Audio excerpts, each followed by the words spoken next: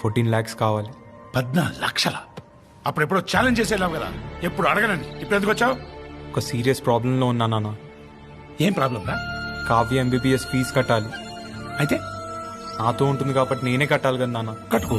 నా దగ్గర లేవు నాన్న, ప్లీజ్ అర్థం చేసుకో. తన చదువు అయిపోతుంది నాన్న.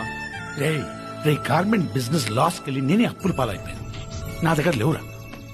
నాన్న ప్లీజ్ అర్థం చేసుకో నాన్న, ప్లీజ్ నాన్న, నా దగ్గర లేవురా. ప్లీజ్. చెప్పవే. నిజంగానే నా దగ్గర డబ్బులు లేవురా.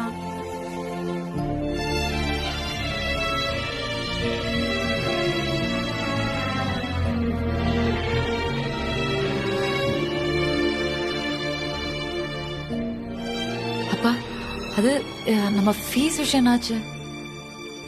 அப்ப ஃபீஸ் கட்டலன்னா எக்ஸாம் எழுத முடியாது. பண்ணிய மொத்தம் வேஸ்ட் ஆயிடும்ப்பா.